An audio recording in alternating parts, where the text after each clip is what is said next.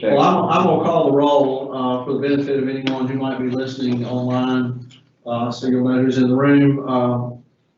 Councilman Holmes, are you with us?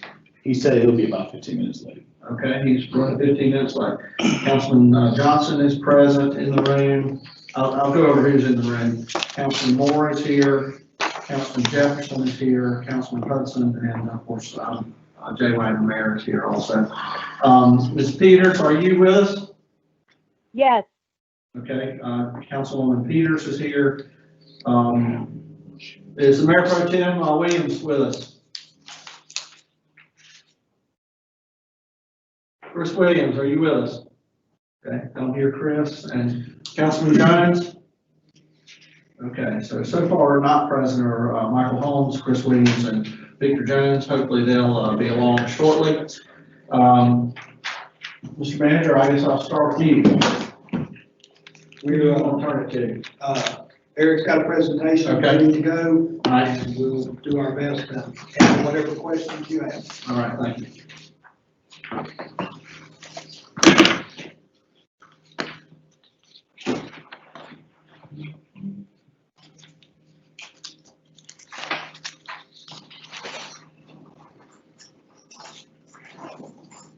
As soon as we get technology straightened up, we'll get started. I do want to thank everybody. We do have Bobby Fitzjohn, our finance director, on virtually, and Laura Altizer and Linda Price, our senior budget analyst and budget analyst.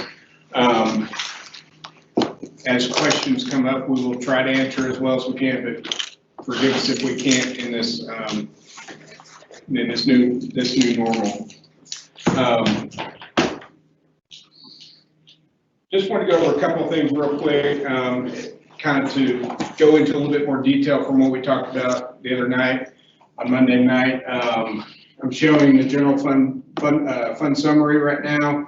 This is the big picture of all the general fund activities. A couple of highlights I wanted to show you up there. Property tax, with our 1 cent tax increase that we proposed, you can see it's a $644,000 increase. We know that property tax 1 cent generates about $980 to $1 million, but that's reflecting that we're expecting a lower collection rate. So even though we've increased the tax rate, we're expecting collections to be a little bit down. You see the sales and use tax that we're projecting budget from last year's budget approved to this year's proposed to be down about 1.6 million. We'll go into a little bit more detail on that in just a minute. The other revenue sources, there's not significant changes except for miscellaneous revenues. We talked about that a little bit the other night about interest income, because the Federal Reserve has cut interest rates so low, we're not earning as much on the investments that we do have. And that impacts every fund that we have. Big picture personnel services, we're going to go into more detail on all the different changes that we proposed, but it increases at 1.1% or 883,000. We'll go into some detail, like I said, about what makes that up. Operating expenditures, obviously that's where we've cut our budgets fairly significantly. We talked about fleet, fuel savings, fleet savings, that kind of thing. Training that we have cut within the general fund. So that makes up the majority of that almost $1.8 million decrease. And then interfund activities, that's just transfers back and forth between the funds that we do. That's down by about 8.2%. So overall, the general fund budget to budget is, you say it's only 1.5% decrease, but we'll go into some detail here on some of the revenue sources where part of that reason it's not quite as large as you would expect is because we budget conservatively. So I'll go into a little bit more detail here in a second. Any questions at this point? So sales tax, before COVID, we were having a really good year in sales tax. We like I said, we always budget conservatively, and we were really doing well. You can see our current estimate for current year on sales taxes is 20.46 million collected. Our budget is lower than that at 19.964. Our estimates before COVID hit, our 2020 estimate before COVID, we were estimating a little bit over $22 million. So you see that we've scaled that estimate back significantly because the economy has slowed down so much. So that would be an estimate of beginning around the first part of March. Correct, yeah, I mean, Just that halt, that from that point forward. correct. Okay. Yeah, we were running 10% easily above what we budgeted. And so you can see the impact of that pretty quickly. Our pre-COVID estimate before, for 2021, we were anticipating about being a little over $23 million. You see the cumulative impact of that. Most of these, Just that halt, that. not sure if we need to mute somebody or not. The other budget sources really aren't being, we don't anticipate a great budget impact. We always budget these conservatively, so we feel pretty comfortable with that. And that's based on guidance from the league and the state treasurer's office and other. The School of Government, we've been talking to other large cities in the state. I don't know how many webinars staff has been on talking, and everybody's kind of looking at each other for the answers, and nobody's got a really great answer, but We're not expecting a drop in room occupancy tax. Well, we budget that so conservatively anyway. I see a small drop. So from a budget perspective, we're not, but we were running fairly. I know the dollar items. Yeah, we were running fairly strong, ahead of the curve. Right. When all this hit. The next, there's a lot of numbers here, on this assessed value. The main thing I want to focus on is that our estimates here for 2021 are in line with the last 3 years. We're seeing about 1.5% growth. That really won't be affected by COVID. Maybe a little bit to this time next year, but at this point, we do have valuation coming up that properties will be revalued in January, and then it will be in effect for 2022. So it's just total value of property in the city. Correct. So we're still seeing that 1.3, 1.4% growth. Which is not enough. It's not enough. Yeah, that is not enough growth to sustain, the increases for employee salaries and our other cost increases that are going up on an annual basis. It's not enough. Next, I just wanted to give a little history of our tax rate history and comparison. So we've been at the current 64.75 cents for the last 4 years. Obviously, with the budget proposal we gave you Monday, we proposed to increase by a penny. In comparison, Greensboro had historically been at 63.25. They did raise their tax rate last year, three full pennies. I don't know what that is. Winston last year raised their tax rate 4 cents. And then you can see Guilford County has been at the same rate for 4 years at 73.05 cents. However, Winston-Salem is deceiving because their county pays for a lot in their city. There are some county legal services that we pay for, their county actually pays for. So. And their tax rate was also, I think, reflective of a pretty significant capital improvement plan and bond authorization that they did last year. We're still proposed a penny below Greensboro. Correct. I know this is the hot topic of the day, the museum, the recommendation that we made. I wanted to give a little bit of rationale, maybe not the right word, but what staff was thinking during the proposal.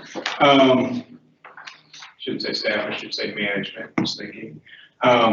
We went back and had the museum provide us with attendance numbers for the last year. You can see those here.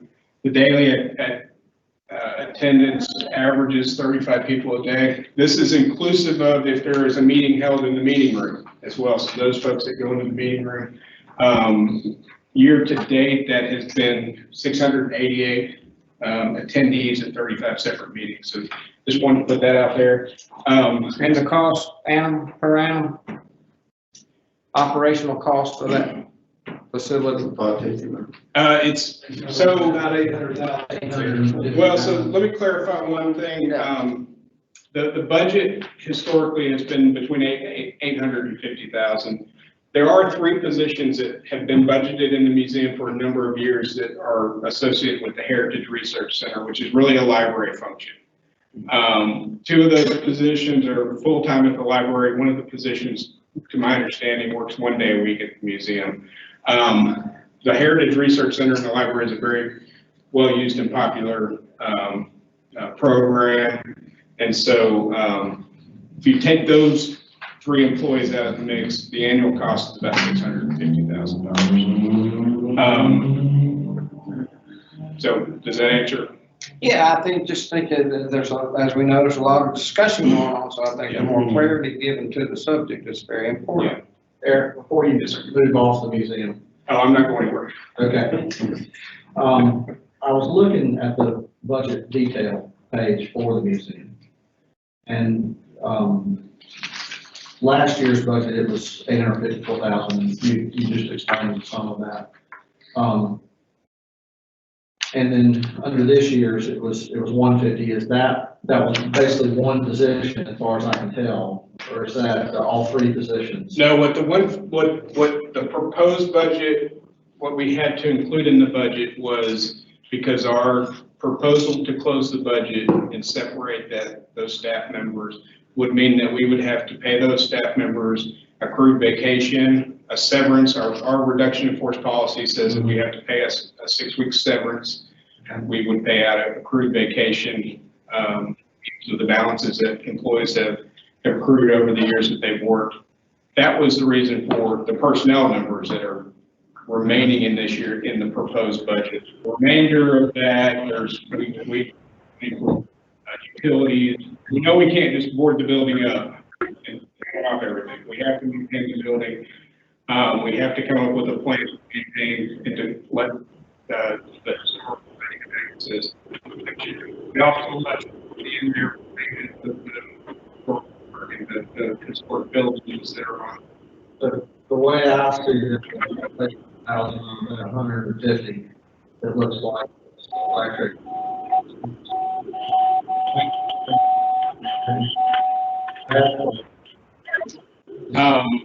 Because I don't see it under, I see basically 115 for regular full-time, then there's group health care, life insurance, dental care, and retirement stipend. And that's all but 11,000 of that 150. Okay, I'm not certain if it got moved over to a Parks and Rec line item or not. I'll double check. But you're saying that basically that all but that 11,000 in here is cost of severance for those employees? Correct. Okay. All right. And obviously, the first year savings will be less than future year savings because we have some running costs that we have to cover. Yeah. Well, I hope there's not future. I did want to mention, and talking with the museum director, and she really wanted me to stress that, the walk-in traffic isn't the only driver at the museum. Obviously, we know we know other, the community drivers behind it, but also their online presence has increased quite a bit. From April 2018 to February 2019, they averaged 471 online visits to their online exhibit, YouTube, and History Pin. And for April 2019 to March 2020, they've increased that to 1,388 per month. So they really increased their online presence. And so I had to, I told her I would let you all know that fact. Is that something that would also be shut down, or is that something that can be maintained online through the IT staff? I think it's just I really don't know the answer to that question. I don't know how detailed it is to maintain that without a museum staff. Okay. Do we have a day of the week breakdown for attendance? Yes. We can compile that and send it out. I'm assuming weekends are majority of it. Yeah, weekends, there are definitely some larger, like there was a large event in December of 2019, that's why that number is higher. But we can definitely provide a day of the week breakdown. if my memory serves, I think we did pull that together. It doesn't really vary a whole lot from the daily attendance, but we'll get that to you. So opening 4 days a week will make no difference, really, in the budget. I would say the difference is what is this? Yeah, Staffing. We've talked about this a lot. You know that staffing is the cost driver. Yeah. So just depends on what the hours are and what the staffing is. Now, if we got any state or federal dollars, which is still a variable that we do not know, I mean, even if we had to close the museum temporarily, if that was what we budgeted for, we got extra additional funds, how difficult would it be to turn the green light back on and open it back up mid-budget year? I think it's a matter of, I think it's a factor of how long it's closed. I mean, if you're talking about a month or two, I don't think it's nearly as significant as a longer period of time. I think if you were to, I know there is a lot of concern in the historical society community about maintaining the artifacts. Right. I don't really know what that entails, but maybe it's a case where you have a lesser staff presence for a few months until if we do get a magic bullet from the federal or state government. Well, I've spoken to a couple of them over the last couple of days from the Historical Society. They met on Tuesday morning at 11. They're having a meeting. They're going to get together and get back to me hopefully by the end of the week with some proposals of things that they could do if we happen to go that route, whether it's volunteer based, whether it's fundraising, whatever, that could cover that portion of it so that there's no loss to anything there, and that we could, once we survive this hit to the economy, we could reopen with hopefully without a hitch and without it being on the tax bill. So hopefully I'll have something back from them soon. Can I make a comment? Go ahead. Hello? Can I comment? So my comment based on, we all got a bunch of emails, and based on a bunch of the conversations that I've had, I'm afraid that if we close down the museum, even if we were only going to close it down for, let's say, 3 or 6 months, the likelihood that it would be reopened is very unlikely. I would like to see what it would look like running it at the bare minimum, like maybe one full-time, one part-time historical society volunteer, and reduce hours, but somehow get to a place that we can at least have it operable at some point.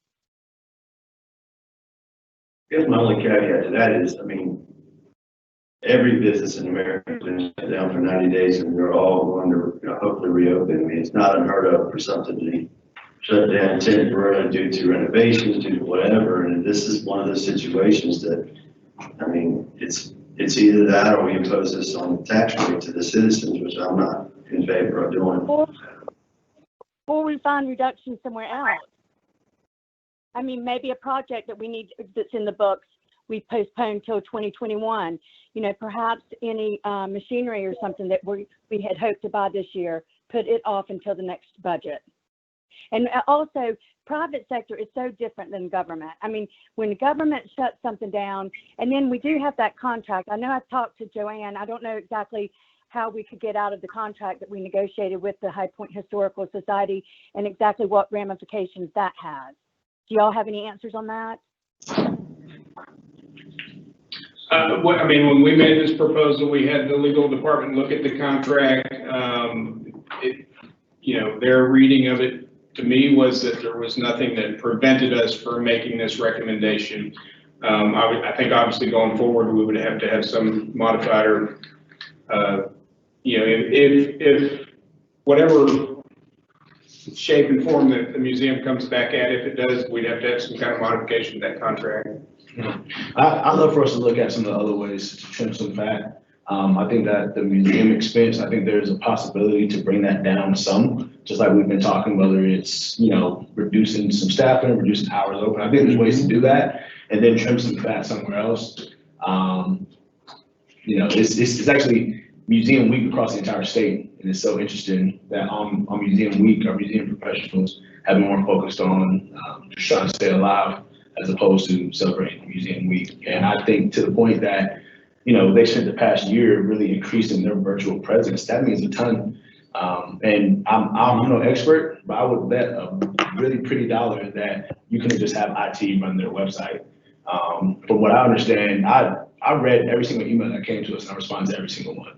And from what I gather is that our High Point Museum personnel has a notoriety across the state of being very much intentional about preserving High Point's history and celebrating that in the best way possible. And across our entire state, they are lauded for that. And whatever we have to do to, if those expenses come down a little bit and then we trim back somewhere else, I think that's the goal.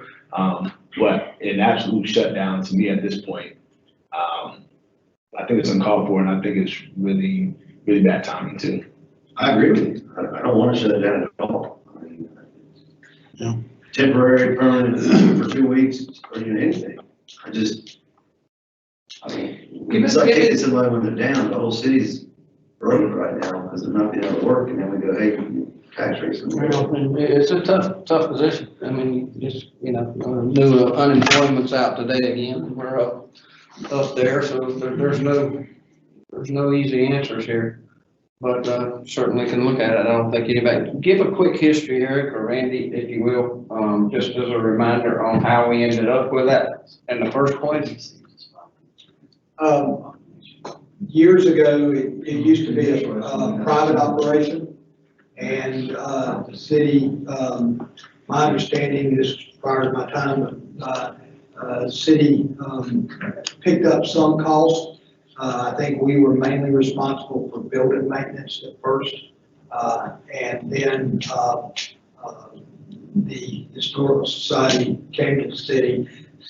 We, over a period of years, and we had to continuously pick up more and more of their operating expenses, and then finally the decision was made to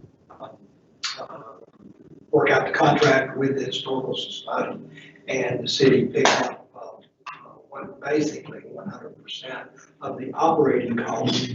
As Eric has stated before, the artifacts in there are still their property, not the property of the city, or most of them. And that includes the Little Red School too? Little Red Schoolhouse was a situation where it was in bad need of repair. A few years back, the city picked up,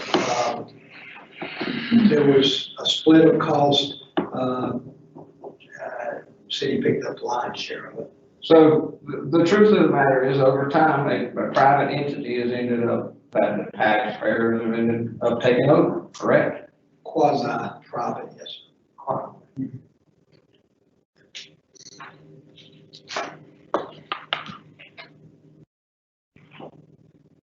I don't have any other information to share on the museum. I think the conversation was what we were hoping to have, and have direction from council about which way we want to proceed. Yeah, it sounds like there's a number of questions that were asked around the room. I think the point about daily operational expense, and then knowing if we went to not every day a week, but to limited days out of the week, we want to optimize that, know which days mean the most. I think also there was another question asked about the website, and so maybe knowing exactly what staff is needed to maintain the website. If we get that information, I think that'd be helpful. Yeah, I think one thing to, from an operational standpoint, if we were to reduce it to a limited number of days, we also have to be mindful, we don't ever want to have a situation where we have one employee there at a time. We always have multiple employees just for safety reasons. Yeah.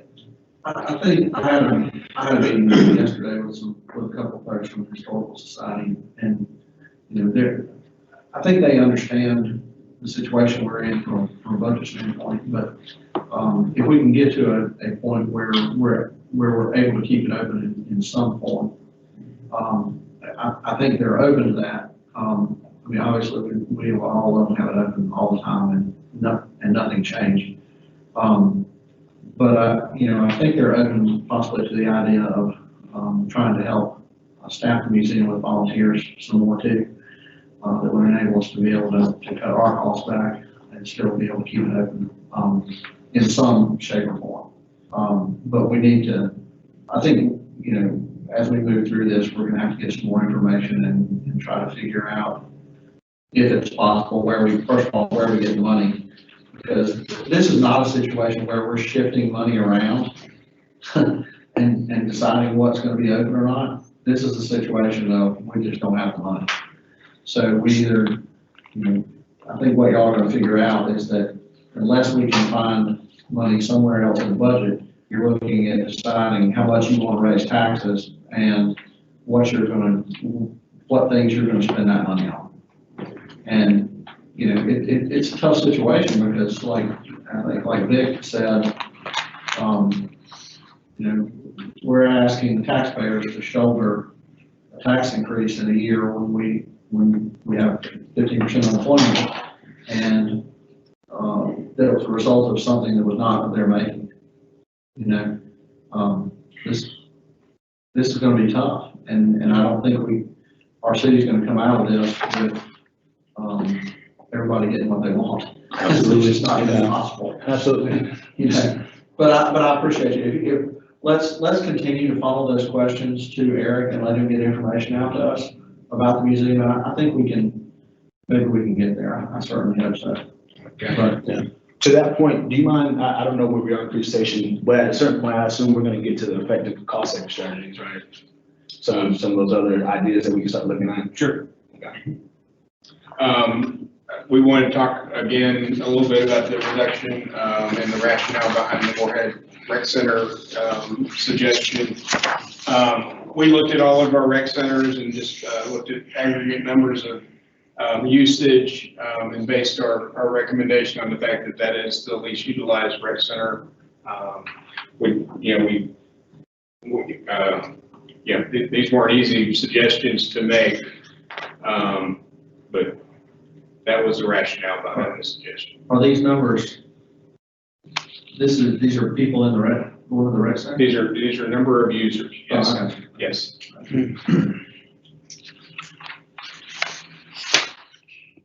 I was under the impression that. But another comment I'd like to make, and I hate, any of these comments, I know all of us hate to make any recommendations or take money away from anyone, but the 1%, the change from the 3% to the 1% on the merit bonus, I know that that's already a severe cut, but like y'all were talking about the private sector is not giving out bonuses in this time, so maybe we take away the 1% and then also ask the different department heads, are any of them a little bit top heavy? Do we need to cut back on maybe some personnel? I would certainly do that. If you intend to go down that road, I think you ought to give it a great deal of thought. Right now, we're fighting to keep our good employees from the private sector as well as the other public sector cities around us. And I've already heard from a number of employees about the cut that we've already recommended. And so if you intend to go down that road, I would do it very carefully. Right, and I totally understand that. I was looking at some numbers on Tuesday across the Triad area, and it looks like across the board, we pay more for the different services than any of the other cities. But maybe one or it's a little bit different, but overall, I think that's incorrect, Monica. We do a salary survey every year, and we are definitely behind Greensboro and Winston. And so I think you need to look at those numbers. Okay.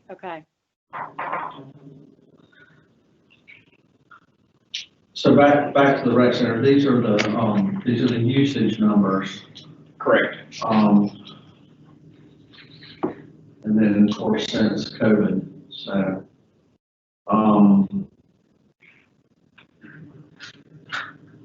a little surprised. I was under the impression that Southside was the second least used rec center, but it's the most used rec center. Yeah. What, did you ever get a response from that guy that said that they would rally for support? I got an email from a guy who had questions about the Moorhead Rec Center, and but I haven't got anything specific. No, the one you wrote back and said, you know, we need 230. Oh, yeah, I haven't heard anything. Okay. From what I gather from some folks who got those numbers, I think it was 230,000 was that figure you put out. From what I gather in talking to some of the folks, we had a Parks and Rec commissioner call me yesterday and said that when folks in the community bring certain ideas of what can be done at Moorhead specifically and ways to engage attendance there, yada, yada, they're met with what they feel like is this unnecessary amount of red tape. And what I would liken it to is when we got all the complaints X amount of years ago from businesses saying that they didn't want to come do business in High Point because the process was just strenuous and unnecessary for permitting all those other things. And so what I'm getting is that the folks who want to go to Moorhead, who want to put on the tournaments, who want to host events where you can bring in revenue and you can help to sustain it even more, have even more uses there, they're getting met. It's not only the process to do it, but in many ways, it's also, I think, some of the engagement and the interaction. And there were some names mentioned, which I won't go into right now, but at a certain point, I think there's a deeper dive to go there to see, are we getting the most use out of that recreation center, given what it means to our city and how many folks want to use it. I personally recall working at Andrews High School, and I won't go specifics, but I can recall putting on a band event, but the AAU guy was going to use our gym. And I said, well, there's recs in our city. And said, well, the one we always try to go to, we always get shut down. I'm like, but you guys bring in like $20,000 for Andrews whenever you do it. He's like, yeah, I can't imagine why the city wouldn't want us to use that rec. So this was 2018. I recall the conversation. So this was before I even got into politics. And now it just so happens that having this conversation about Moorhead, when the Parks and Rec commissioner called me yesterday, his point, I mean, to me, it was something that I heard before. And so I said, I wonder if that's the route to go down. And I wonder if maybe some of the same information that we're looking at for the museum, trying to figure out, is there a way to maybe reduce days or in some limited capacity for it to still work out? I think at this point, $230,000, however sizable, is still a workable number.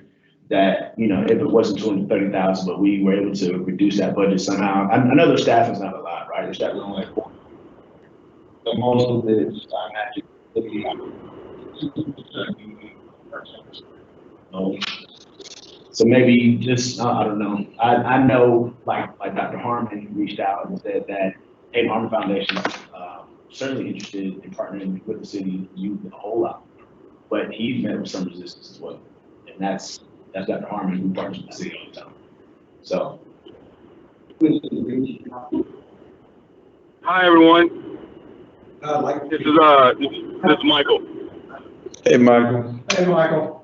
Can everybody hear me? I was trying to get in when Monica was speaking. I hope the conversation hasn't progressed too far down the road.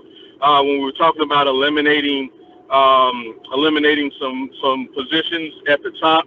And there was some discussion about what the private sector is doing versus what the public sector is doing. I know the conversations that we're having at my company is not necessarily elimination of FTEs, but looking at freezing positions that we haven't necessarily staffed yet.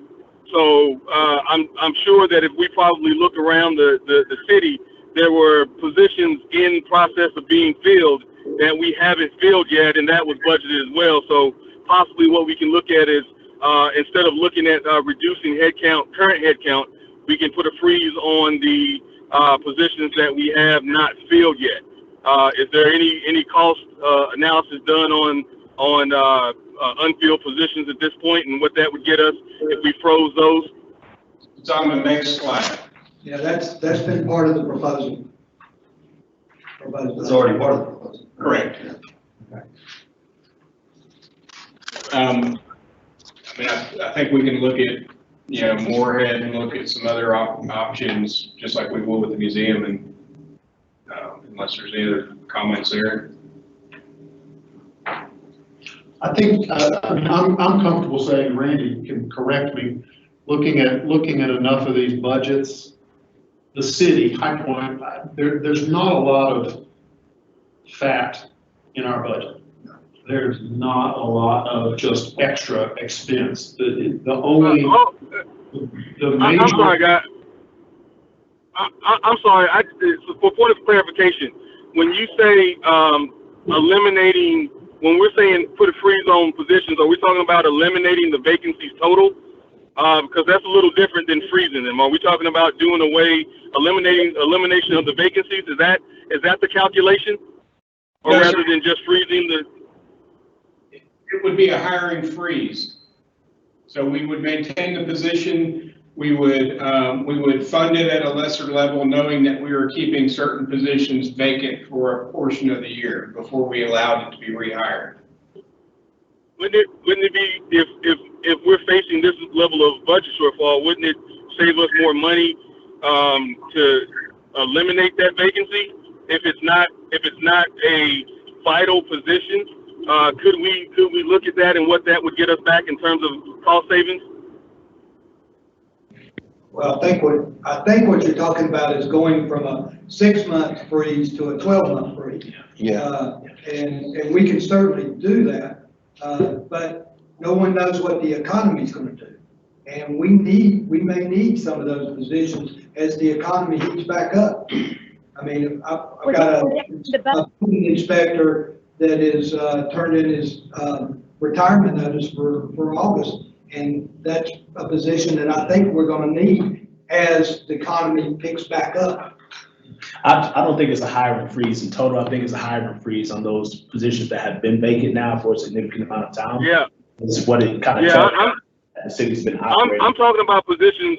I'm talking about positions that's been difficult to fill, or that's been open for 6 months to a year that we've had trouble attracting talent.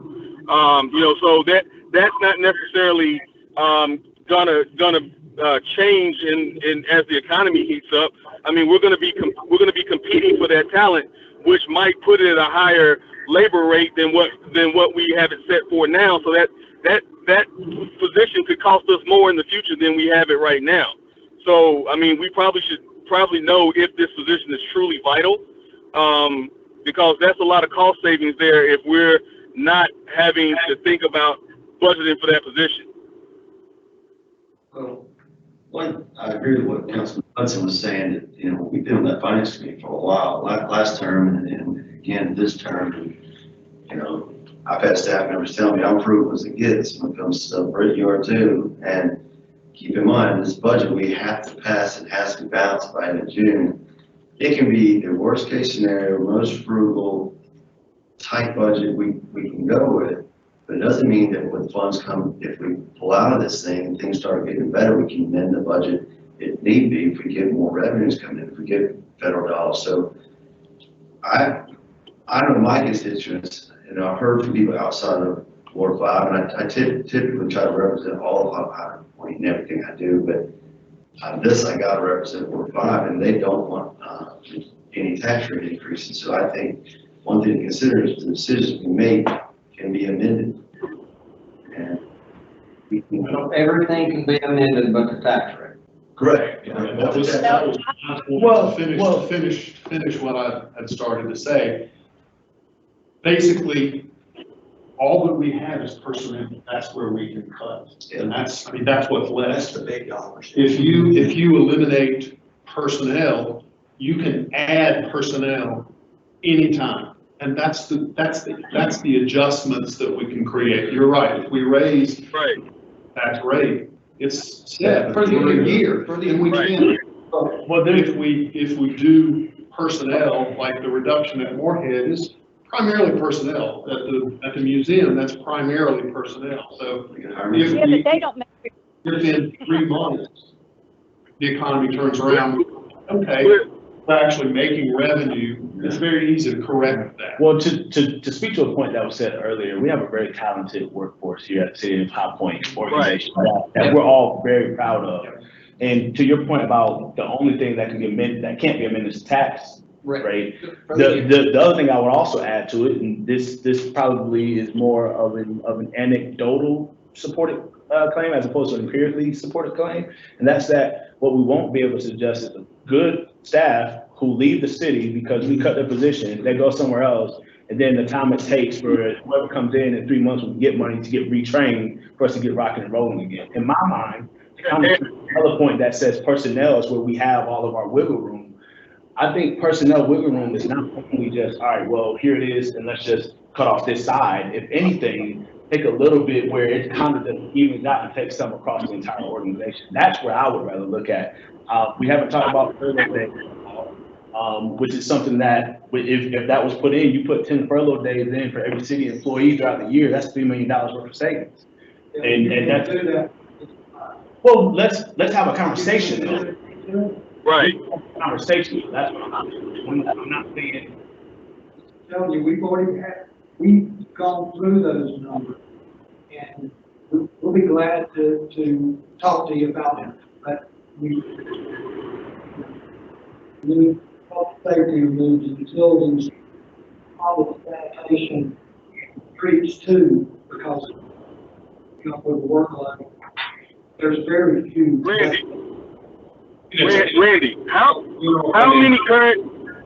Randy, how many current positions are unfilled in the city, and what is the cost of those total positions? Because if we're talking about wiggle room in our personnel, I would rather not hire someone than fire someone. Yeah. To me, that makes a lot more sense, and is a lot more humane. So if we have an exorbitant amount of positions that we've yet to fill, how about we look at it from that side instead of eliminating someone's livelihood? So I would rather do that than fire someone that was going to be very difficult to replace in an economy. If we have a V-shaped recovery, the labor market is going to get super tight again, and labor costs are going to skyrocket. If we get rid of someone, it's going to be super difficult to replace them at the same cost. So why not keep them when we have them and not fill a position that we haven't filled yet? If I may address the hiring freeze idea, and the proposal in the budget was for a 6-month targeted hiring freeze. And you see here that we estimated that would save about $1.16 million.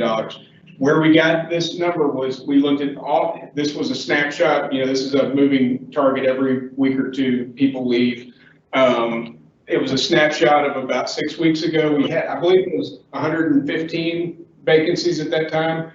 We were only addressing primarily the general fund because that's where we had the budget, the budget shortfall. I believe we had 63 or 66 vacant positions in the general fund.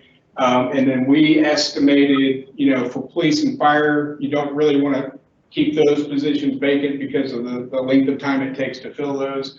So I can't remember the exact numbers, and we can follow up with the exact numbers, but we estimated the positions that we felt we as management would keep open, not fill immediately, and keep those open, and that's where we got that savings number. Yeah. And this is, this is a little bit over 1% of our total payroll in the general fund. Our payroll is $80 million. Yeah. And so that's how that was the rationale we had behind coming up with this number and coming up with the suggestion of a hiring freeze. What are some of the positions that you felt that needed to fill? Police and fire, Other than that. Public safety. We didn't really look at the utility funds. Historically, we have, like in water sewer, we have a tremendous difficulty hiring maintenance equipment operators because CDLs are so valued in the pre-COVID economy they were. We didn't look at, utility line workers and electric because we need those folks. We can't have power outages and not be able to restore power because of lack of personnel.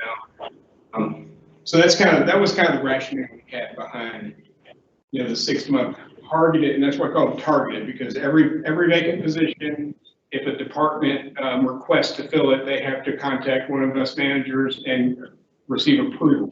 We look at the position and yes, a necessary position to right away. Eric, I know that we try to operate as lean as we possibly can. How has operational capacity been hindered by not having these positions? Has has the city efficiency been slower? Is it vital for these positions?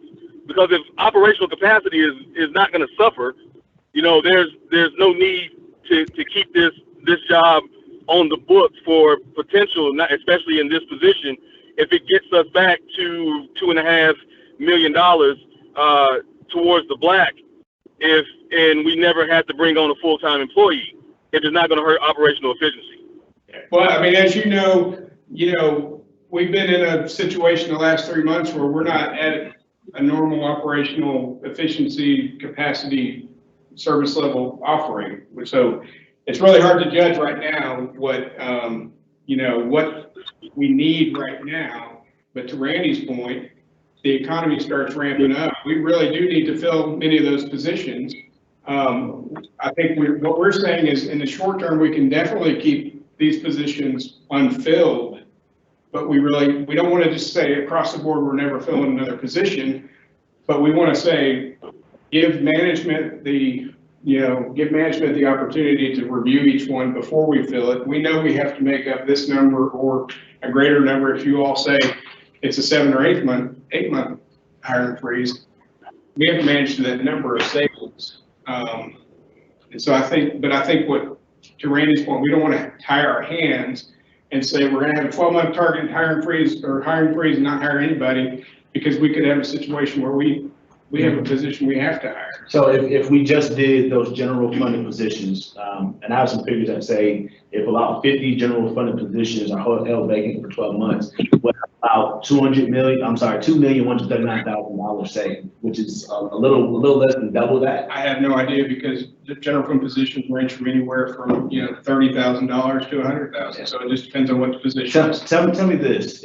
because we mentioned something could happen, it's the variable of the support that could trickle down. Are we not able to go and amend what we do with this hiring freeze if there is some? Absolutely. So at this That's point, the easiest thing to do. Then to do a 12-month thing where, we go get some figures, we're gonna ballpark that at the very least, it's gonna go to twice as much as that or somewhere around it, so about $2 million. It's gonna give us a little more wiggle room to maybe put back some of these other, really important expenses back to the budget.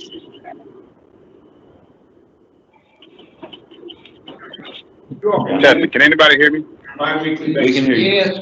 Can you bring that thing? You can? Absolutely. If we were to do that. You're saying there's roughly 65 general fund positions? That's a little bit old number, but it should be. Okay, I'm just trying to make sure what they are. These are non-police and fire, just general fund. Correct. Jobs and RFP. Okay. Because honestly, that would be the easiest way, I think, if you do the 1 year, 12-month targeted hiring freeze. And then if we have to amend it later on, we can. However, the trouble is, end it later, you don't have revenue to pay those people. So we create a position that we have to pay that person $50,000. We have to find $50,000 later. So we wouldn't do it unless something changed. So that's Pour up, you're telling me something, what you said. I was just saying that we would have to keep an eye on revenues, and Eric would have to tell us if the economy's turning around, what that effect on revenues is. And, but there's gonna be a lag. Sure. Until we know, we may sense the economy's picking up, and those people may be coming in and filing permits, and it may be a 3-month lag before we see exactly the revenue that are coming in. It's not gonna be an instantaneous thing. There'll be a lag before you know That's the the revenues dangerous that pick up. It's not like you're gonna know immediately the sales tax, because when do they pay the sales tax? It's a 3-month lag. It's a 3-month lag on sales tax. So we're not getting. So we could be in a position where our service suffers for that 3 months until we know for sure. We can add that person back in, then you gotta go out and hire. So. And anytime you do It's all perfect. We haven't suffered yet, and some of those positions not been filled. Well, the economy has, I'm talking about even before the economy.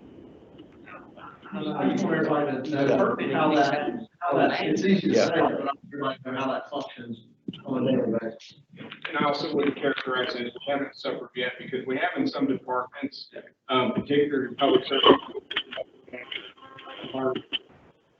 Because we have some of the vacancies. They have some of these outside, some of the work, because we don't have our full-time staff that's there. Which is more expensive. You remember when we just increased breathing back for the third time?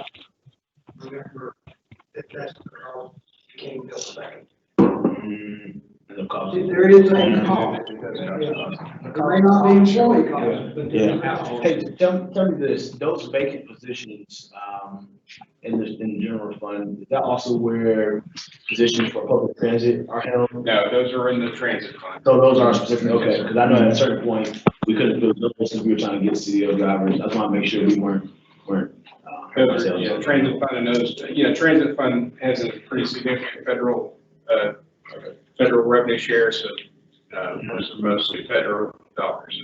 You want to cover the bottom of this page here? I think we covered the top. Yeah, covered, we talked about the 401k match. I didn't want to specify that does not include sworn public safety officers, that we have that have a 401k program, that's a state mandate. That does not impact public or sworn public safety police positions. Monday about elimination of the holiday bonus. And then staff has been talking about this Veterans Day, adding Veterans Day as a holiday. We meant to put it in the proposed budget, but we didn't. But High Point's the only city of the 10 largest cities in North Carolina, and a lot of our smaller cities around this area that do not recognize it as a holiday. So we thought this would be an appropriate time to bring this before council and Got my vote. make the ask. Hey, quick question, but before we leave the top, didn't we just start the 401k match program in 2019? Yes, sir. So we'd be effectively removing it a year and a half after bringing it in? Yes, sir. From what I understand, that's a pretty popular program. Not just nationwide, but it's really popular here in the city of High Point organization. It's not only popular with our employees, I think about 65%, if I remember correctly, take it because our match is only those that elect to participate. So it is definitely a match. It's not an auto match. Randy, But so Randy, in that, it is a great recruiting tool. Yeah, exactly. That's why we did it last year. The people we're recruiting against already have those, yeah. So to me, it kind of seems like, I would hate for us to, again, hurt ourselves, what would it say, you spite your face or whatever it is. I would hate for us to hurt ourselves by eliminating such an attractive program, because I agree, again, I think we have the most. We didn't want to do any of this. Yeah. I just want you to know that. Yeah. We take no pleasure in this. if we're talking about competitiveness, I don't know if this is a good move in terms of attracting or retaining talented labor. I don't know if this is a good move. So if we're going to travel down this road, know that if we want to stop bleeding or stop attrition turnover, this is one way to keep it from happening, and one way to definitely make it happen. If we're talking about cutting everything in regards to 401k.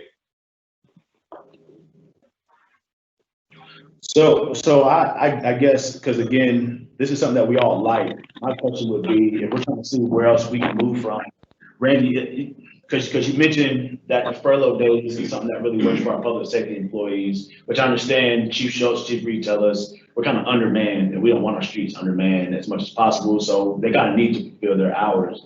Is it against?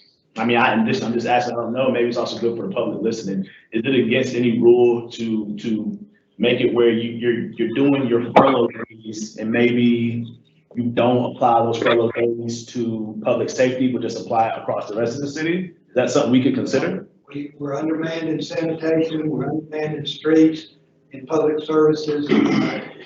When you start removing police, fire, sanitation, and streets from the furlough list, you're down to a very small group. And you're just not gonna save that kind of money. Plus, that's a penalty to those few employees. You gotta remember, if we don't have the fire department resources that we have, just one factor of that, because you guys know the insurance, if our response time goes down, then insurance prices go up with the rating, and there's all kinds of financial ramifications to the citizens if we start cutting back on any of those essential services. So that's not an area I would consider. I have a comment and a question. Jay, tell me when I have the floor. Go ahead, Monica, you got the floor. Okay, all right. The comment is, and I don't know that this is true, I'm just commenting, that it seems like as far as the essential workers, the day-to-day operations of High Point, we definitely do not need to decrease that at all. That's what, like, my point was, is like, and then this goes into my question. Is there anyone, Randy, that you know of that's looking to retire this year? Yes. Mm-hmm. Okay. Okay, can we kind of note that in the budget? Let the record show that When you say yes. Is that a setup, lady?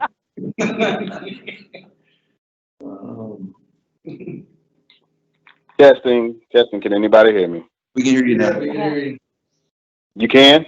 Yes. Oh, thank God. Okay. Trust me, it's been an ordeal trying to get in.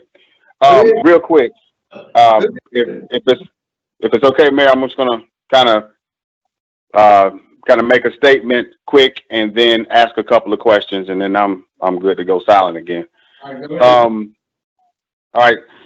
So I'll make it clear. I have concerns when it comes to Moorhead because according to the police heat map, it's one of the essential, it's in an essential area. And I get the argument for usage, but my ask to staff is if the programming there, I've been told, kind of decreased. I guess it had like maybe at some point there was some opposition between one center as opposed to the other, or the other amenities in it, like some of the I guess the stuff they would use, table tennis or whatever. Those things kind of went away, and I will say that I've been there quite a few times when we had programs there, and basically it was tables and chairs, but I didn't go in their closet because I don't know what's in there, but I'm just saying if those things were not in place. I was also told that the operating hours were late as opposed to early, even when schools were closed, teachers' work days or so forth.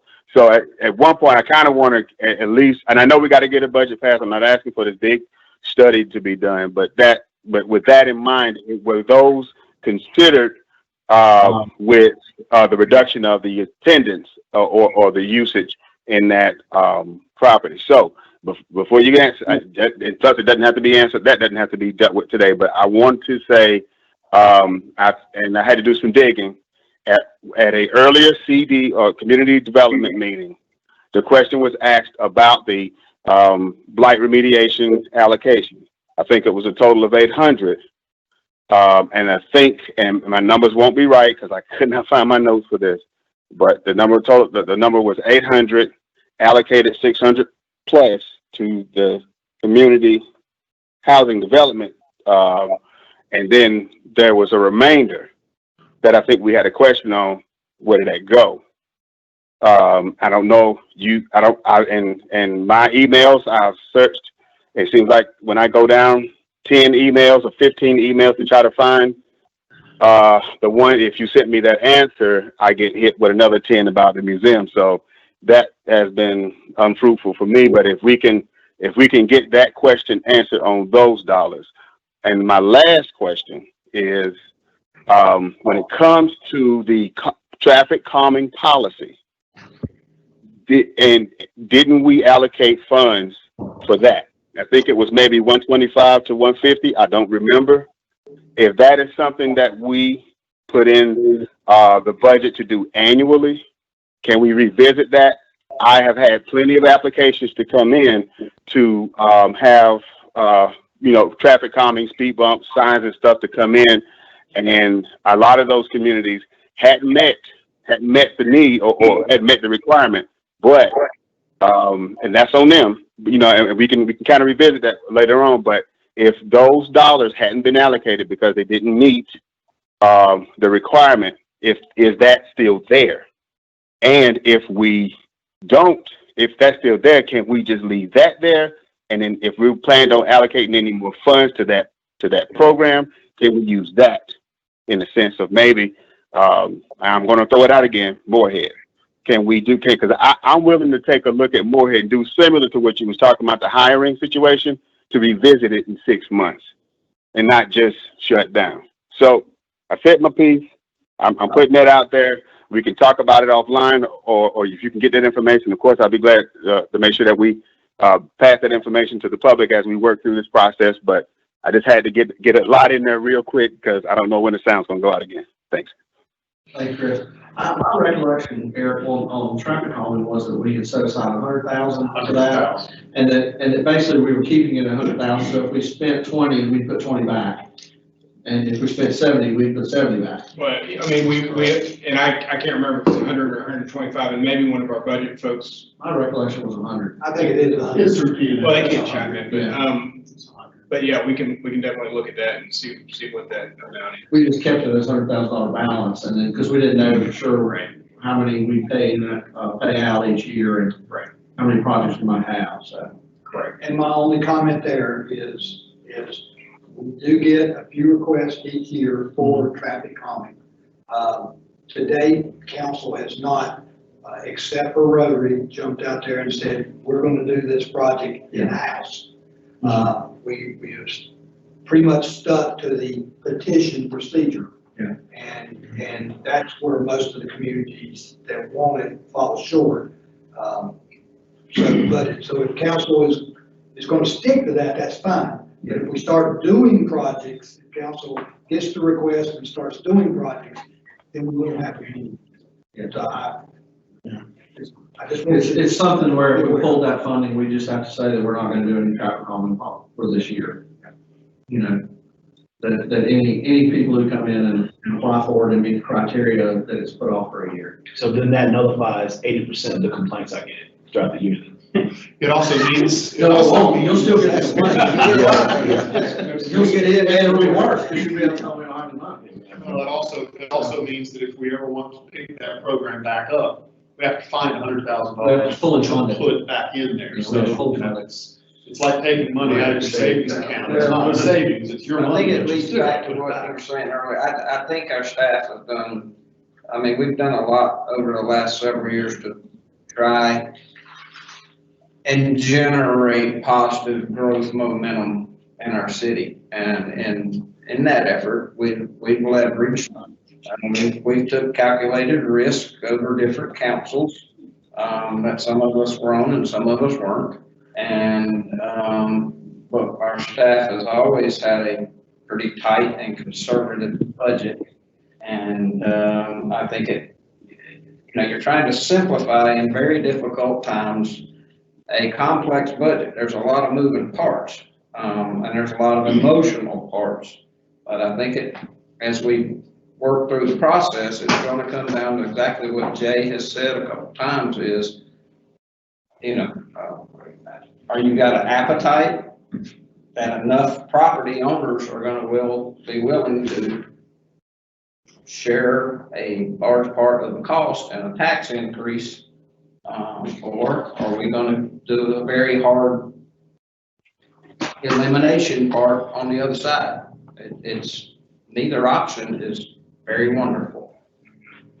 Eric, would you be willing to get more information from the conversation that Randy and I had earlier about the furlough days? If we decided that public safety absolutely could not be touched because we're short, that's a safety thing that we just could not get around. But if we looked at, every other employee, and if we could get the cost for 1 furlough day a month, 2 furlough days a month, furlough day every other week, just so we can know what those scenarios look like, to know how it's impacting it. Because to your point where you say, well, it puts all that pressure on the folks who, kind of unfair. I would take that same thing and replace the conversation item with all the folks prepared to lose their jobs because of this proposed budget.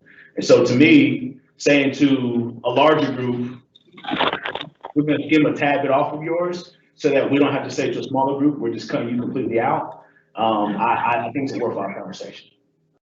So at least if we have the numbers, then we can at least know, well, we don't have to do away entirely with our museum that we've gotten 100 or so emails about over the past 48 hours. We don't have to do it away with it entirely, but we may be able to, you know, maybe we put back some things like 401k, you know, maybe look at, because I know Cigna would do some kind of adjustment at the beginning of the year. So maybe we look at to see if High Point organization taking that on or something like that. But on the other side, we also say to our employees, we need you to, we're going to need everyone to take a little bit for the team, but here's what your organization is going to try to do back for you. I spoke, the problem is we're not telling everybody how to contribute. We're telling a small group of employees, well, you've got to contribute more. Well, what I'm saying is this. I think if we polled the City of High Point organization, I don't know how much time we have to do it, and I'm not suggesting we do it. But I just feel pretty good betting my money on if we polled the City of High Point organization and said, hey, some of your team members are going to be completely X'd out of this in the midst of COVID-19 and they're not sure if they're going to get a job, or we're going to try to see if all those available could take a little bit off of theirs, off the top, but we're willing to put back in your 401k, we're willing to cover the cost increase of your Cigna health insurance, you know, or some other things. I think that's a worthwhile conversation. That's what I'm saying. And the only reason why we're not looking at every single employee, and I think everyone can get behind this, is the fact that we're already shorthanded on our police. We don't want our police off the streets, and we don't want fire off the streets, because again, that impacts us in more ways than just safety. It starts affecting insurance rates and things of that nature. Then you mentioned some other things are in there, but again, I think it should be an ongoing conversation. I think we have to look at it. I agree with you too. I've actually spoken to a few staff members, not other things, but just in the conversation, that one of them just said, you know, you guys got a tough job ahead of you. And that's like, well, man, we may have to cut back on some of the merit incentives and stuff like that. And if you look across this country right now, some of the motivating things you see, as you guys have seen on the news, whatever, there's places where police precincts are voluntarily taking reductions in pay so their guys, their fellow troops don't get laid off and stuff. I think whatever we do, I hope that it's going to be perceived as some understanding on, you guys had to do something. I've spoken to a lot of constituents that have said, I'm fully expecting a tax increase. That has to happen. I understand, but do what you can to prevent that if possible. I'm a zero tax increase guy. I want to figure out a way to not raise it at all, with the understanding whatever we have to do to make that happen can be amended. The only thing that can't be amended, as Councilor Hudson said, is that tax rate once we set it for the year. Eric. I have a question. Yes, Ms. Peters. I just got a text from a constituent. I just noticed that they sent it at 4:35, and it says, hello, constituent here. We are listening to the meeting and wondering if you could please ask for numbers regarding the rec centers. It seems unfair to compare rec centers by total visitors without knowing how many residents in the area they serve per capita. The number of citizens around the rec center. But then also, as I was reading that, I started thinking, I know, Jay, that you and Chris had discussed some type of mentoring program, you know, also dealing like with violence and related activities. Would there be maybe opportunities to be able to keep the rec and maybe do some of the mentoring programs there to help with the numbers and help reduce the violence? Well, you know, I think, I mean, possibly, but the issue with keeping it open is keeping it staffed. And it's not so much the usage of the rec center. I mean, usage is related to whether, these are hard discussions to have. Usage is related to whether it is worth it to keep that rec center staffed, you know? And so that's where usage comes into it. And if you're, you know, if you're getting more people into the rec center and you're using the rec center more, then arguably you need more staff. I mean, if you've only got what do we got at Moorhead? We got a full-time and 2 part-time? I believe it was 2 full-time and 1 part-time. 2 full-time and 1 part-time, so, you know, but yet if you, okay, so the most used one is Southside. How many people we have at Southside?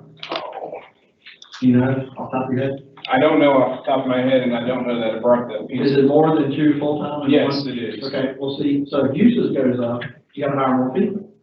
So, you know, it's not a zero-sum game to say that if you get usage up, that you're somehow gonna save money to the city, because you're gonna have to hire more people.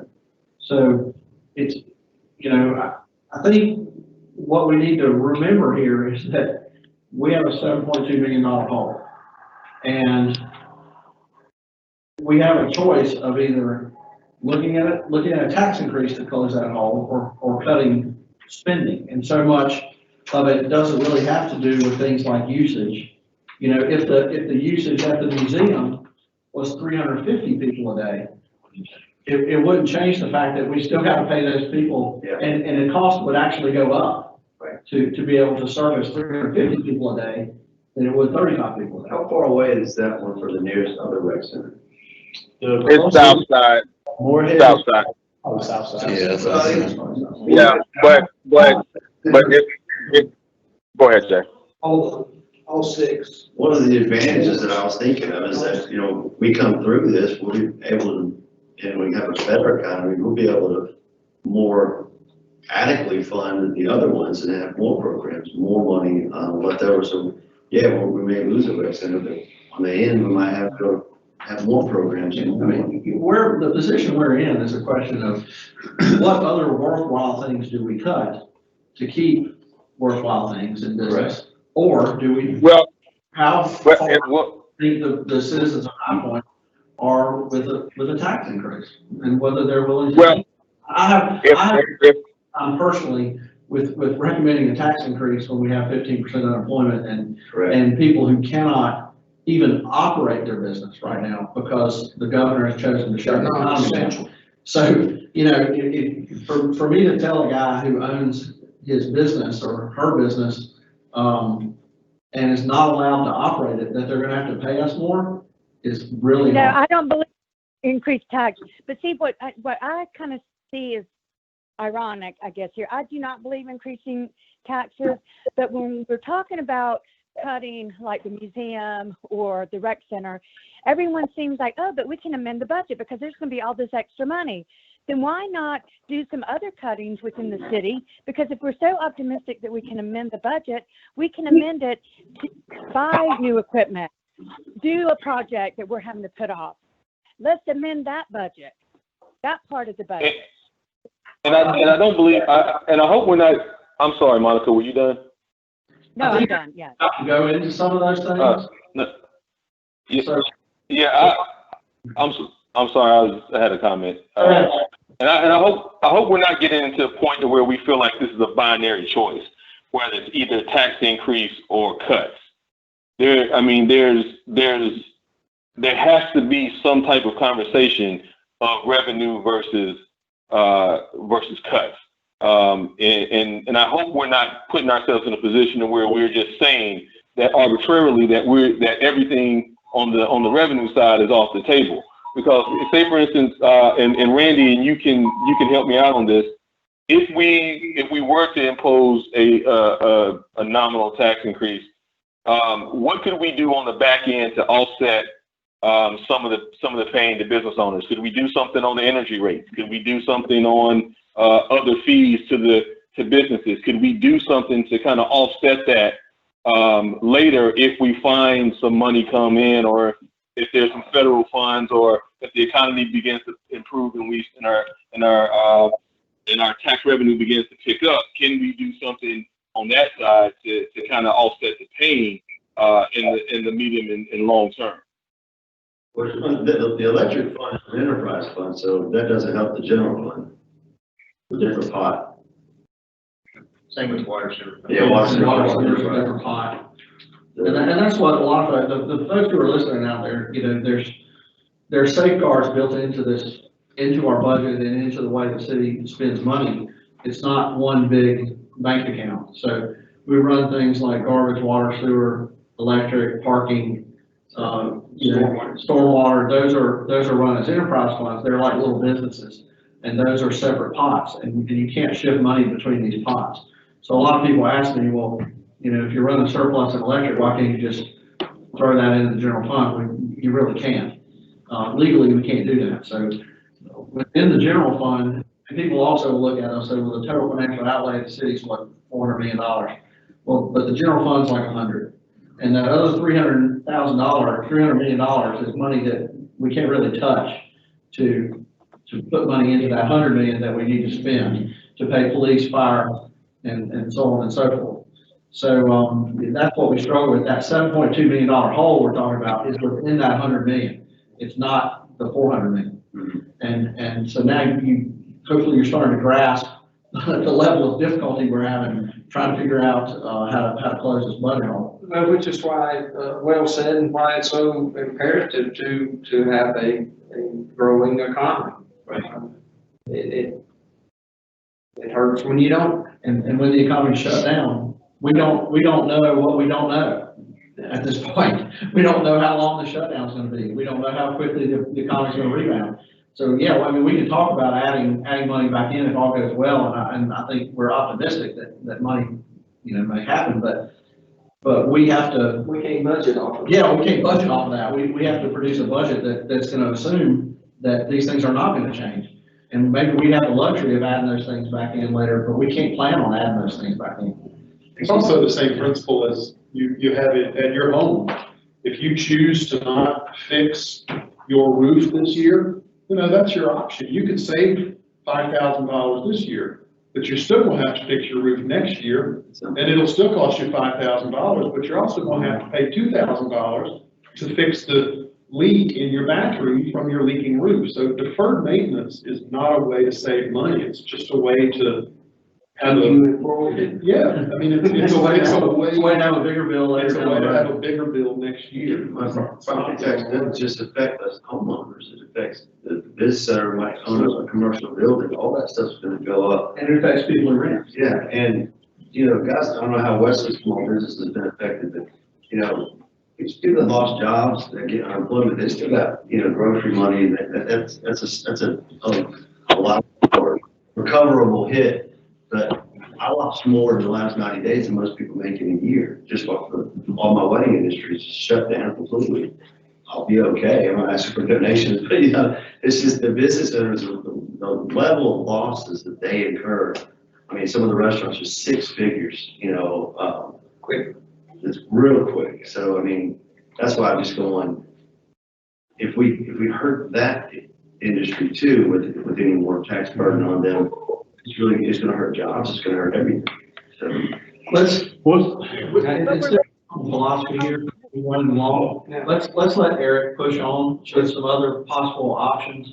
And what I'd like for y'all to do is, as he's going through these things, let's start making a list in your mind about where you think we can, where you think we can shift dollars, where you think we can find dollars.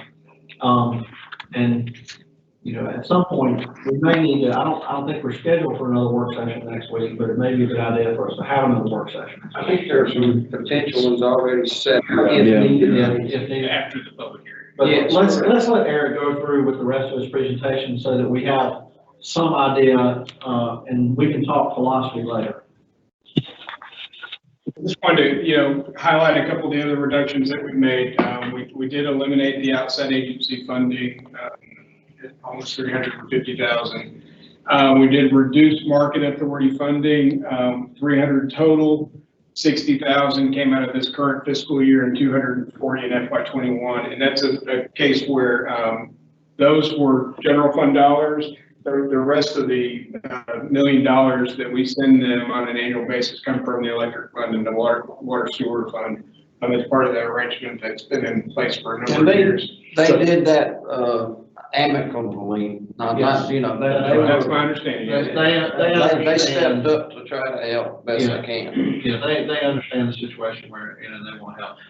But that's 60,000 for this year we're carrying over It's not going into fund balance, we're carrying that over, Well, but this is $300,000 effect. It's a 300,000 net For net. next year. Yeah. Okay. So it has a rolling over effect because it's from the general fund, right?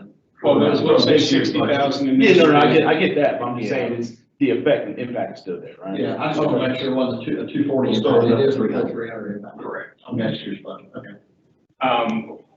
As Mr. Williams brought up, we did recommend reducing that redevelopment and blight removal effort from the historically 500, we raised it to 800. We're proposing to reduce it back to 500. I believe what he was asking about the additional 200 was, we have 600 that goes into the community development budget for operation as much and some of those housing programs. And then we have 200 that we have historically put aside for the, to buy the property tax, the tax delinquent properties that Guilford counties, that we purchased from Guilford County. I believe that's what he was speaking to, but we'll clarify that. And then, Yes. as we talked about, we had the closure of City Lake Pool for 2 seasons. And that's in order to, well, one, the uncertainty of if we're even gonna be able to open a pool. And it was already scheduled to be closed one of those 2 seasons anyway, for renovation. So it's really just one. I mean, correct. You won't think of it that way. Right. And it does allow us to start that work earlier too. Move on. Hey, I know we're taking too much time. I'd just like I like to make sure that everyone is aware that when it says eliminate outside funding, this is where a lot of that beyond the FAT comes in, because in that funding, there's $32,000 that goes to the Theater Arts Gallery, which for the Theater Arts Gallery, that's 10%. crippling. Yeah. That's basically their rent for the year. So now they're gonna have to, I mean, that's how much it costs to have their facility. 90,000 of that goes to the Arts Council. That's 15% of their yearly budget. I mean, that's operations. That's not just we're being nice to them. That's operations for what they do. That's crippling to them. So the Arts Council is going to take a huge hit off of that. Some of that is projects, but the majority, a large part of that is actual expense to just run your business. Is there a reason why we chose to eliminate the entire thing as opposed to just a portion, like half or something? Our recommendation was the entire because it would be Picking difficult. winners and to choose losers, yeah. which ones receive a reduction. And frankly, we don't, I mean, we have a list that the finance committee reviews every year. They're not always the same. You know, we have some that are typically, we have some that are new, and you know, so it's not like we have 10 that we always fund, and you know, so there were some factors there as well. Well, what I was saying is like, when you reduce it by that portion, you don't reduce it by a portion and cut. Again, not just cutting a group of it out. I'm talking about where you reduce it where it impacts the funding you give to everyone. So if you reduce that entire allocation by 50%, it means that the ones like Arts Council and TAG would get half of what they get. So instead of Arts Council, TAG instead of being 35, we get 17.5, just as a way to mitigate some of that loss on them. So the budget's 5% of the budget, and they have a better chance of making up 5% than they have of making up 10% with outside funds. Some of those organizations are event-based, and so with the country being shut down for half the year, just like my business, my variable costs have gone way down because I haven't had any payroll or events to staff. So I think that if it's 10%, 15% of Arts Council budget, I mean, they're going to be down in activities way more than that, more than 10, 15% this year because of the shutdown. So I think some of that may offset how hard that hurts them, hopefully, and that, you know, all want this to all bounce back. All right, Eric. Sorry, thank you. Keep it moving. Next, we wanted to talk about, so these are the projects that we funded in the general fund as pay-as-you-go projects. And we want to go through these and you know, Appling Way, $1 million capital project for that. That is the project that's underway, and that we, you know, we need to finish that project. We just let the contracts. Correct. Yeah. The Oak Hollow Lake bulkheads, I've got some pictures on the next page. That's one of the reasons why we kept this in the budget was because out at Oak Hollow and at the golf course, we've got pretty significant erosion that's going on. again, a deferred maintenance piece that we felt like that's a safety issue and we really need to address, in this upcoming year. We have a couple of items for the stadium, the batter's eye, and we installed that new bridge so we could have the events out there and the hydraulic system, so we don't have to rent a crane at significant cost every time to move that bridge. We've got 2 fire stations that, generators several years ago. On the bridge. Oh, yes, sir. Before you move on. The only time we've used that bridge is if we're bringing the stage in, Correct. pretty much? Okay. On the fire station generators, several years ago, we had a number of fire stations that didn't have backup generators, so we've made a pledge to replace 2 a year. This continues that. I can't remember if this year completes the project or if that would be next year. And then at the hotel parking deck, we had some money that's budgeted in the general fund to transfer to the parking fund to pay for improvements to the software and hardware at the gate, so you can electronically pay, and then some other safety improvements. So those funds are there as well. We just wanted to put those out there for a discussion. Say speaking about the fire station generator, I was writing something down. I didn't. We don't have backup generators at each fire station. Some of the older ones do not. So this would fund putting those in, and I think we're in year 4 of completing that program of 2 a year. And that was real apparent last year during the hurricanes and 2 years before during the ice storm, we had little problems there. Yeah, Eric, I recall you saying, at Monday's meeting that keeping these pay-as-you-go, are pretty prudent now because we get the most bang for our buck because the rates on them are pretty low with everything going on right now. But I'm curious as to what are the ramifications of removing some of these out of our, remove some of these as far as line items. What would be the ramifications? Like, for example, batter's eye. If we did not have that fund for this next year, does that mean that we default for a year, or talk to me about that? No, I mean, that one was really an amenity that if you've been to the stadium and you see out in the outfield and you have what looks like a big hefty bag out there in the outfield, that was making that look better, and having a batter's eye that you could move up and down. So when the building is completed behind it, that building will be able to see into the stadium at times if there's not a game. Is that in the development agreement is that something we agreed to do, or is that just something we'd like to do? I think it's more on the like to do. I think, we have to have a batter's eye. We have a batter's eye, so we've satisfied that part of it. But if we decided that, okay, this isn't gonna be something we're gonna do coming up in this year, It's not gonna make or break us. yeah, it's not gonna make or break us. So maybe we get some scenarios without that one. The other one is the parking deck improvements. Are those more for safety reasons? That's like some of the lighting and stuff like that, or what is that? I believe that 125 of that is for replacing the machinery as you go in, so you can electronically pay. We did that to the Commerce Street deck last year. The system that they use now, I think, is still a DOS-based system. You may not even know what DOS is. It's no computer language. I learned it in school. So, It's the computer language that came after the computer language that they use at the courthouse. So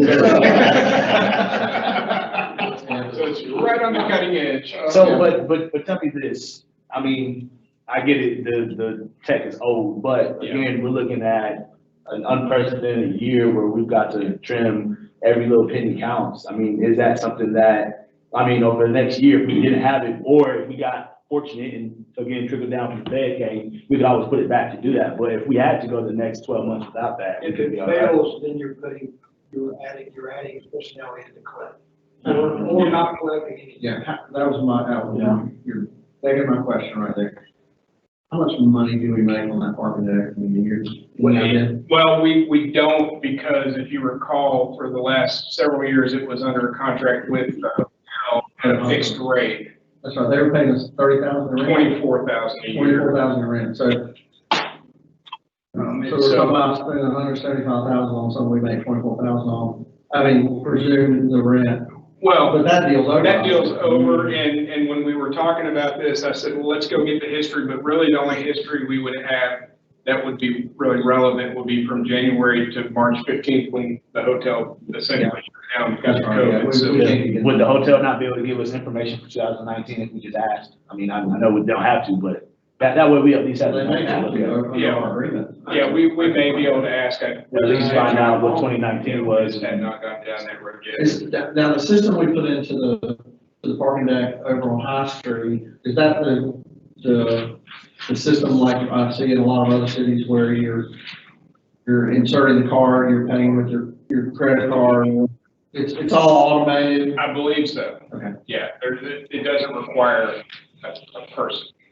What's the other 50K for? The other 50 was for, I believe, lighting improvements, and then there were some concrete repair. There's some places where the rebar is coming through, so, safety. And nothing that is an imminent safety failure danger, but it is, an appearance look, and there's concrete, coming off. Well, I will tell you, because of the county's parking deck at the courthouse, if you defer that for too long, it will bite you in the butt. I was gonna say that is unnecessary because it's exposed rebar now. If you have- That came out of finance last year, yeah. Said That's exposed bad. rebar, if you don't fix this now, you're gonna Once replace it starts rusting, Yeah. if you don't, it's too late once that rebar starts rusting. On the Stadium Bridge hydraulics, right now, we currently have it where a crane can come in and pull it up, right? And the hydraulic system is like, that sounds like another one of those icing on the cake type things, like it'd be cool to have it, but we don't absolutely have to have it, especially given that we don't know if we're gonna be having events of that size in the stadium over the next year. I know that, for instance, the fall concert, I think that the Market Authority was supposed to do this spring, I think has been canceled, so. That's my understanding. So at this point, we don't know if we're gonna have events of that size in there, right? And that's, I mean, right now, we can't go out after 8 o'clock. Yeah. It was running on 11, so. I can tell you that we recently met with the, baseball management over there. And just as soon as the governor allows, eases some of the restrictions, they have a new event that they want to start putting on in there for the community and for other groups. So just to let you know. but we just replaced it with a bridge that can come out, it just takes a crane for it to come out, right? Like, I think we just, like a few months ago, we did that. So we just waited on the hydraulic, now that's another savings that we can look at. Yeah. All right, keep going.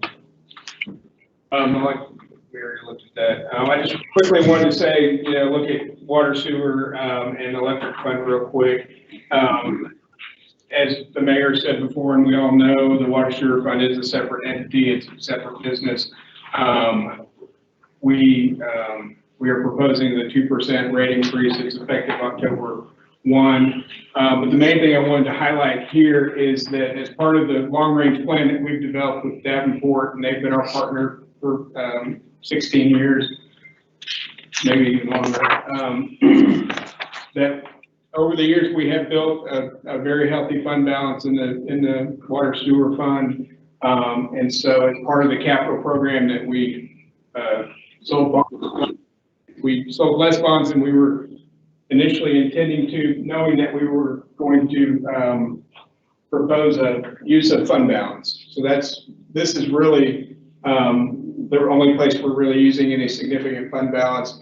It shows here, and then it shows over here as PAYGO capital, because we transfer that from the water sewer operating fund to the capital fund, capital project fund. So we are, we're investing in ourselves with cash funding on the water sewer side.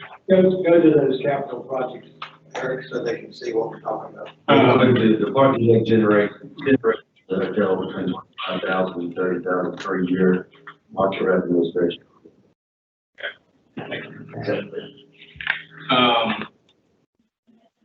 So on our PAYGO, we always put a fairly significant amount of pay-as-you-go funding to replace obsolete water and sewer lines. Those are lines that, we don't necessarily know when they're going to fail. Every time we come to you, we tell you how old our lines are, and we have a lot of older lines. Burton Road, this is to support the capital project that the voters authorized to expand that and replace that road. This is for the water sewer portion of that. 1.15 million for the catalyst project for all the continued replacement of infrastructure around that project. On the east side, we have some upgrades that we need to do. At the incinerator, there's a preheat burner that we need to replace as part of routine maintenance. And then, again, Ackland Way at 300, and then the smaller amounts. Are there any questions on any of those? No, I just think it's worth mentioning real quick for you, but the 2% translates into an estimate of what per customer? For the average customer, it's $1.50. And half what we were originally planning. Yeah, correct. On the electric fund side, nothing really significant. It's a 1.4% increase. You know, there's really nothing that that jumps out as large increases. We obviously try to manage cost as well as we can. We're not proposing an electric rate increase, but we do have $11.5 million in capital pay-as-you-go funding. As you know, the electric fund is debt. The operating fund is debt-free. We do all these capital projects with cash. So we do have our automated meter reading initiative at 1.5 million for this current year. That's a multi-year project that we're in planning stages on. We have transformers. Those are obviously large capital items that are necessary to keep the power on. We have the Triangle Lake widening, the electric portion. Electric always goes in way before those projects and gets the lines moved so that we can reconstruct the roadway. Underground subdivision replacements, as you know, we're currently in process at Blairwood neighborhood, and we've got several other neighborhoods that, you know, that the underground needs to be replaced because they're starting to have significant failures. Again, some of these are just breaker replacement, street and outdoor lighting replacement, fiber replacement, downtown underground and South Main Street. Projects moving those lines ahead of that moving of the road. Are there any questions on electric fund? One question actually on the stormwater fund. Y'all had mentioned earlier about moving the leak flush and stormwater. Is that reflected in the budget? It is. I just, honestly, I didn't feel like looking it up.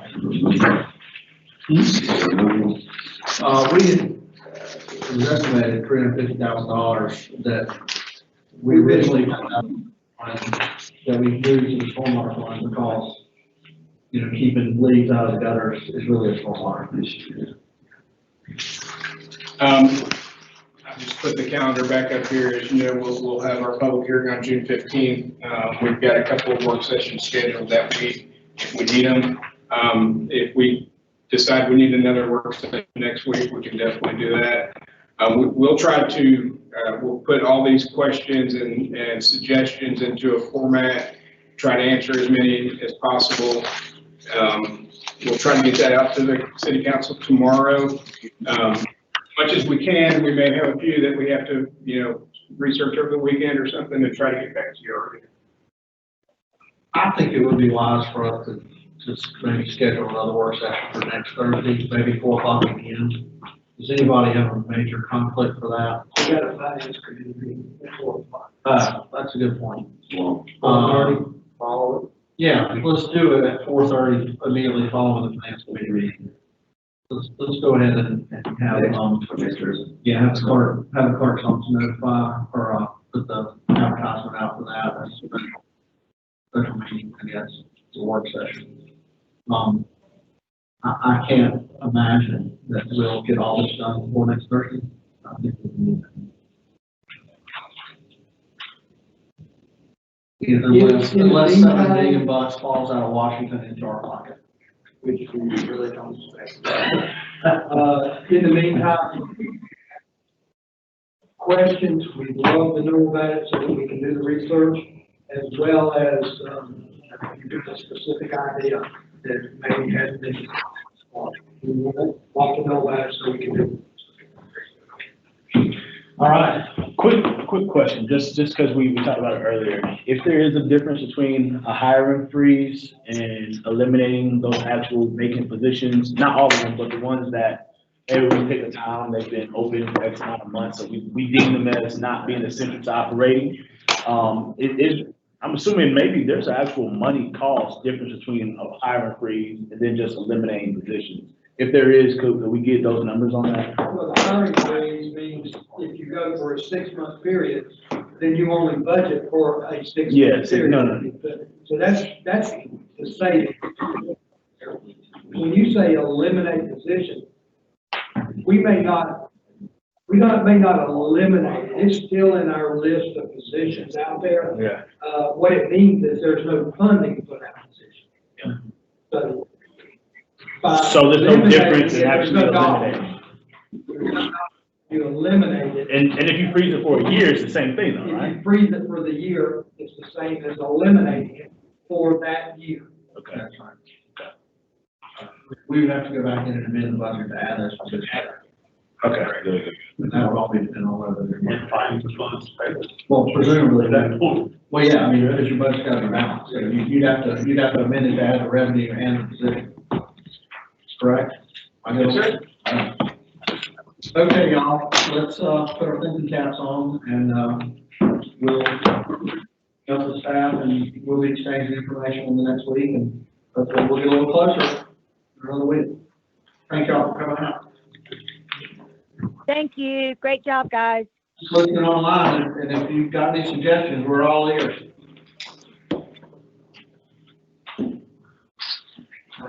Are we closed down?